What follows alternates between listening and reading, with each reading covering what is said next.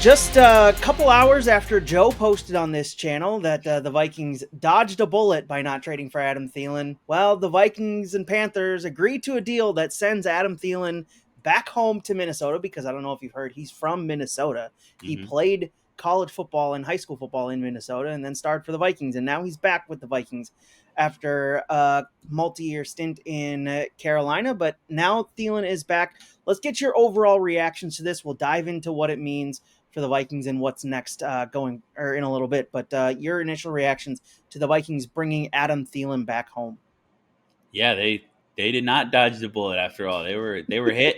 No, my initial reaction was, I mean, we've known that this was a possibility for a while, and it seemed to make a lot of sense on paper. Adam Thielen can still play at a high level if you turn on the tape from his Panthers years and even just look at the numbers of the last couple years.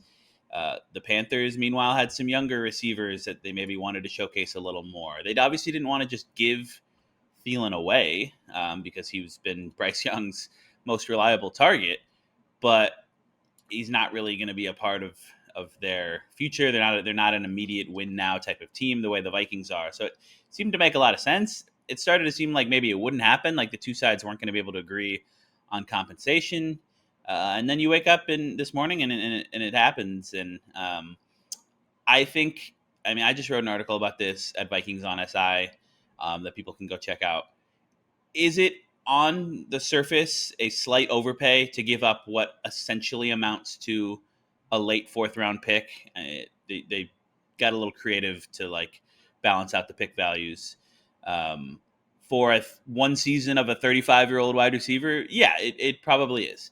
But it's also not an insane overpay. It's not one of those Rick Spielman panic trades for Yannick Ngakoue or Chris Herndon or Kari Vedvik.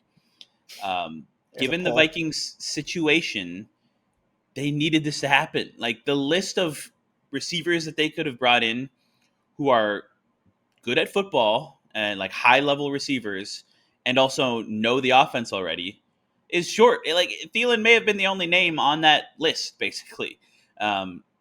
So this makes a lot of sense. They have to put J.J. McCarthy in a position to succeed right away and all year.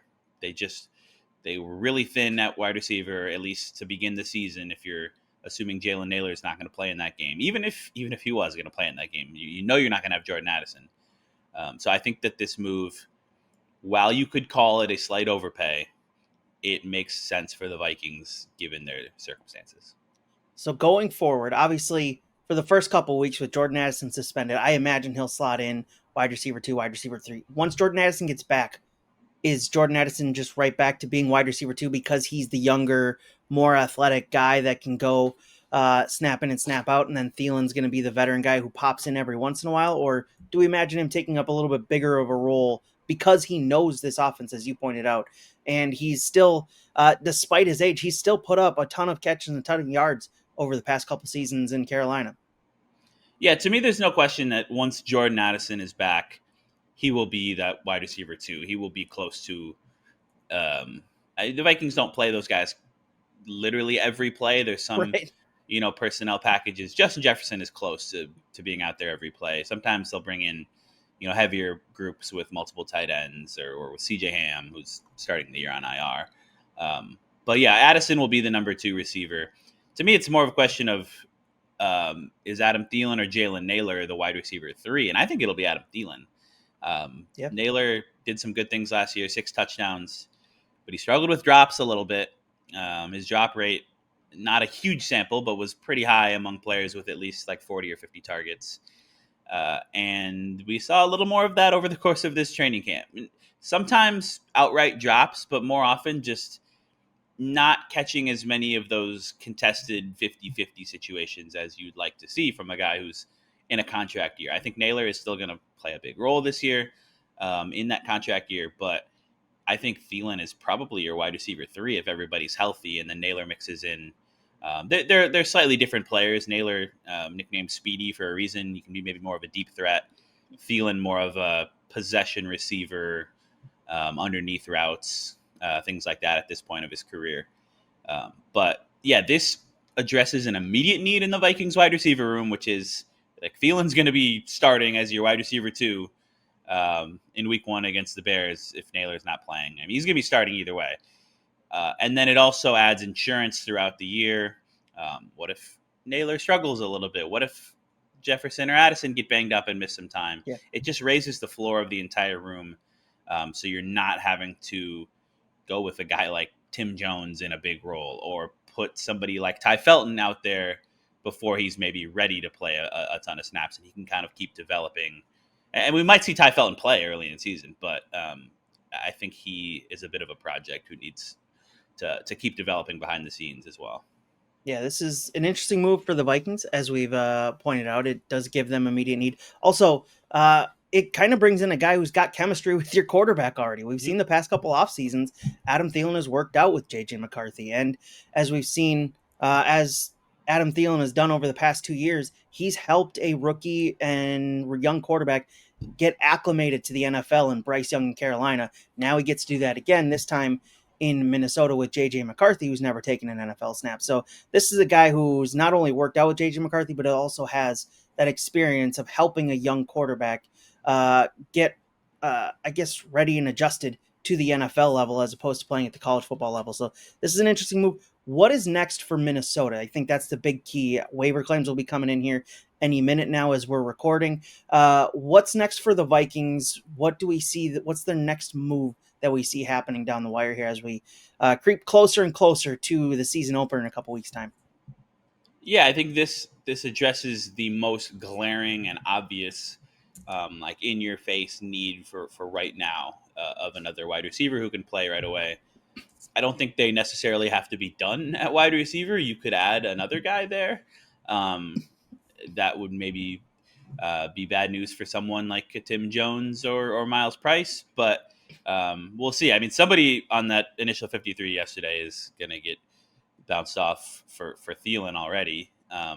They could maybe add another receiver, but I think you could also turn now to the other position that we've talked about a lot, which is cornerback, and a possible addition there because they only kept 4 of those guys on the initial roster. So that's something I would be keeping an eye on. But I mean, this was the one thing that really had to happen before that Bears game.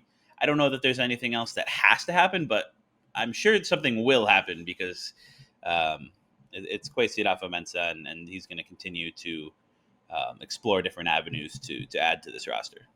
Yeah, for sure. Do you have any potential names? I know that's always a tricky thing because there are so many names out there at this point. Any names that Vikings fans might want to keep their eyes out for as we progress through the next couple hours with waiver claims popping in? I don't know if you've had time since we saw all the roster moves and all the roster announcements come through. I know the Twins were playing, and those games are highly unimportant at this point in the season. So as you've spent the last 12 hours or so since the roster announcement came through, any names that kind of stuck out to you that could be waiver claim ideas or potential for the Vikings? Well, I mean, not a waiver Or trade claim. ideas. The guy we've talked about at corner is Stephon Gilmore, Yeah. who's the obvious one. That would be like the Thielen-y type move. Obviously, I mean, Gilmore was here last year. Thielen's been gone a couple years, but older guy who can play, who knows the system. So that's one to keep an eye on. As far as a waiver claim, a bunch of people were tweeting at me about a guy named Beanie Bishop, who I had sort Awesome of name. heard of. Yeah, great name. Beanie Bishop was with the Steelers last year and had 4 interceptions. And then I think was kind of a surprising guy who got waived this year. I don't know like the details of how he's looked in training camp or whatnot, but that would be one to watch. But at the same time, by the time this video comes out, he was probably already claimed by a different team, or the Vikings didn't put in a claim or whatnot. But that's one name I can throw out there. Gotcha. Interesting move for the Vikings as we continue to prepare for the 2025 NFL regular season. Looking forward Get to those it. 19 jerseys back out. Absolutely. Looking forward to it. I know there was plenty of people wanting this to happen. Maybe Joe Nelson, not one of them, but he'll have to deal with it in the meantime. I think Joe is a spin guy. He was spinning the fact that it didn't look like it was going to happen, and now it's not going to be hard at all for him to spin the other way and be excited about it now that it did happen. And if you want to spin that way too, go read my article, which is basically me justifying the move. I guess my final question is, does this give them a better chance to compete this season, adding Adam Thielen? Yeah, I don't think it makes a huge difference to their ceiling necessarily. I think it helps their floor more so, which is important, because I think that this roster is built to compete. Like if JJ McCarthy is good, the defensive line is pretty unbelievable. The offensive line is really good. The weapons. I mean, you think about like put the defense aside for a second. This could be a top 3 defense in the NFL pretty easily, I think, after watching them all training camp. You're talking about, let's say, week 5 in England, week 4 in Ireland, even. JJ McCarthy behind that offensive line, handing the ball off to Jones and Mason with Jefferson, Addison, Thielen, Naylor, Hawkinson as his top 5, pass catching weapon, as well as Jones and Mason catching the ball out of the backfield. Like that's pretty good.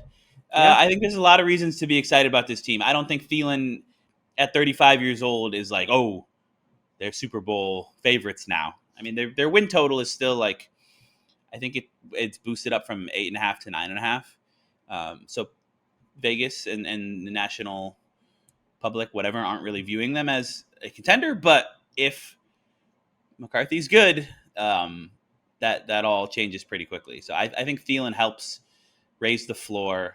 And again, it's just you got to do everything you can to put McCarthy in position to succeed. That is the most important thing, the most important person in this franchise. And so bringing in Thielen, who's a good receiver, and also, like you said, a receiver who is familiar with McCarthy from working out in the offseason, I think it's helpful.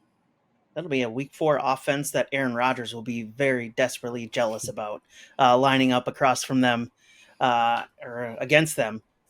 Coming up in Ireland in week 4. But looking forward to all your coverage this season, Will. Thanks for stopping by. Go read his coverage over at Vikings on SI, as well as Timberwolves, Gophers, and Twins on SI. Still covering Twins things over there as the season. Hey, they won last night. Mercifully winds down into its final month of the season here coming up. So go read all that work and hit subscribe to the channel. It does help us get found, does notify you every time we post a new video here to the channel, whether it's us, Joe Nelson, playing a spin video. We'll see. We'll have it all for you over here. Thank you. We'll talk to you tomorrow with another Talk Across Minnesota Sports.